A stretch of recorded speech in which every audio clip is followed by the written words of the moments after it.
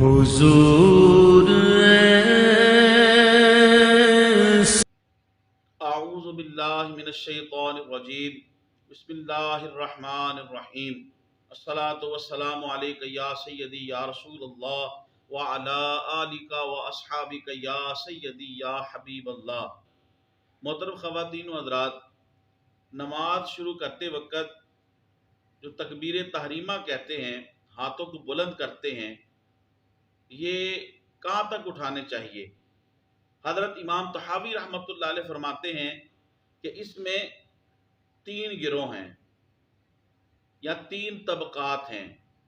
پہلا طبقہ اور پہلا گروہ یہ کہتا ہے کہ ہاتھ جو ہے وہ مطلقاً بلند کرنے چاہیے، اس کی کوئی مقدار معین نہیں کی، چاہے وہ یہاں تک بلند کر دے، یہاں تک بلند کر دے، یہاں تک بلند کر دے یا اوپر تک لے جائے، اس کی کوئی مقدار معین نہیں کی۔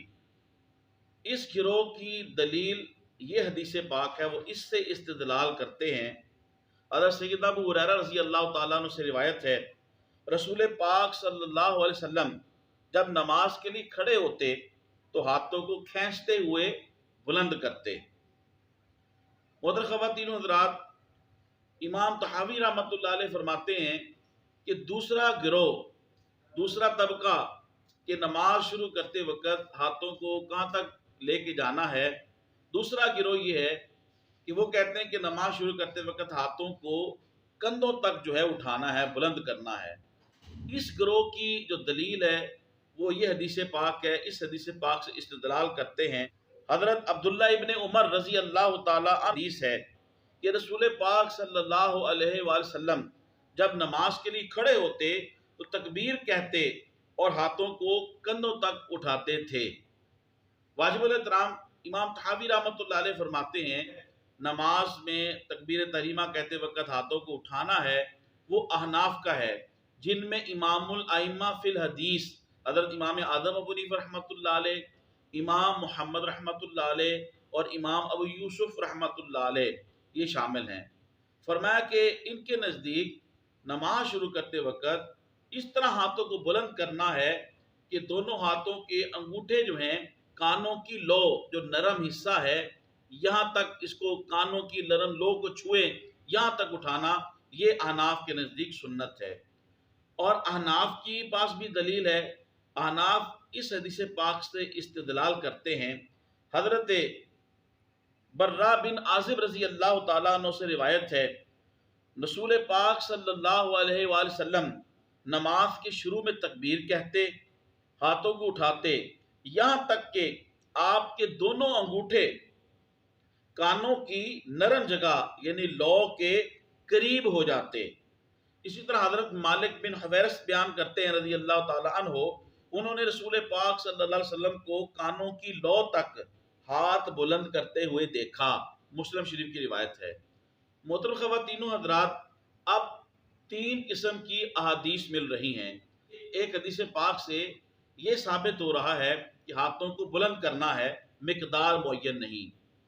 دوسری حدیث پاک یہ ہے رسول پاک صلی اللہ علیہ وسلم ہاتھوں کو کندھوں تک اٹھاتے تھے۔ تیسری حدیث پاک سے یہ ثابت ہو رہا ہے کہ رسول پاک صلی اللہ علیہ وسلم ہاتھوں کو اس طرح اٹھاتے کہ دونوں ہاتھوں کے انگوٹھے جو ہیں یہ کانوں کی نرم لو کو، نرم حصے کو چھوتے، اس کے قریب ہو جاتے۔ محترم خواتین و حضرات، احناف نے اس حدیث پاک پر عمل کرتے ہوئے اپنے یہ کہا، یہ حکم دیا، یہ فقہ کا مسئلہ دیا اس حدیث پہ عمل کرتے ہوئے کہ جب نماز شروع کرنی ہے تو دونوں ہاتھوں کو اٹھاتے وقت اس طرح اٹھانا ہے کہ دونوں ہاتھوں کے انگوٹھے جو ہیں وہ کانوں کی نرم لو تک رہیں۔ واجب الاحترام، اب اس طرح کرنے سے جو تینوں حدیث پاک، 3 قسم کی حدیث ملتی ہیں، وہ تینوں پہ عمل ہو جائے گا۔ آپ کہیں گے وہ کس طرح؟ اس لیے کہ جب ہم اپنے ہاتھوں کو، خود بھی آپ پریکٹیکل کر کے دیکھیں، آپ بات کو سن رہے ہیں، دیکھ رہے ہیں، اور دیکھیے بھی کہ جب اپنے ہاتھوں کو آپ جب نماز شروع کرتے وقت اپنے کانوں کی نرم لو تک اٹھائیں گے، یہ دیکھیں یہاں تک جب اٹھائیں گے تو دیکھیں ہاتھ بلند بھی ہو گیا۔ حدیث پاک میں ہے، سیدنا ابو ہریرہ رضی اللہ تعالیٰ عنہ سے روایت ہے، جس کا مفہوم یہ ہے کہ رسول پاک صلی اللہ علیہ وسلم نماز شروع کرتے وقت اپنے ہاتھوں کو کھینچتے تھے، بلند کرتے تھے۔ اب یہ بلند ہوئے، اس کے اوپر بھی حمل ہو گیا حدیث پاک کے اوپر کہ ہاتھ کو کھینچا اور بلند کیا. اور جب یہاں پہ کانوں کی نرم نو تک رکھے کہ اعناف کے نزدیک، تو وہ حدیث پاک جس کے اندر یہ آیا ہے کہ رسول پاک صلی اللہ علیہ وسلم اپنے ہاتھوں کو کندھوں تک اٹھاتے تھے. جب دیکھیں ہم نے یہاں تک کانوں کی لو تک ہاتھوں کو اٹھایا تو دیکھیں یہ ہاتھ جو ہے یہ کندھوں کے برابر بھی ہو گیا. یہ دیکھیں یہ ہاتھ کندھوں کے برابر جو ہے یہاں تک ہو گیا. اس حدیث پاک کے اوپر بھی عمل ہو گیا. اور تیسری حدیث پاک کے اندر ہے کہ حضور اس طرح اپنے ہاتھوں کو بلند کرتے کہ دونوں ہاتھوں کے جو انگوٹھے ہیں یہ کانوں کی نرم لو تک رہتے. تو اس حدیث پاک پہ عمل کرنے سے حضرت امام اعظم ابو حنیفہ رحمۃ اللہ علیہ کا جو موقف ہے، جو مسلک اہل سنت ہے، اس کے اوپر احناف کے مسلک اور موقف کے اوپر عمل کرتے ہوئے وہ جو تمام قسم کی احادیث ہیں ان سب کے اوپر بحمدہ اللہ تعالی و برسولہ الکریم عمل ہو جاتا ہے.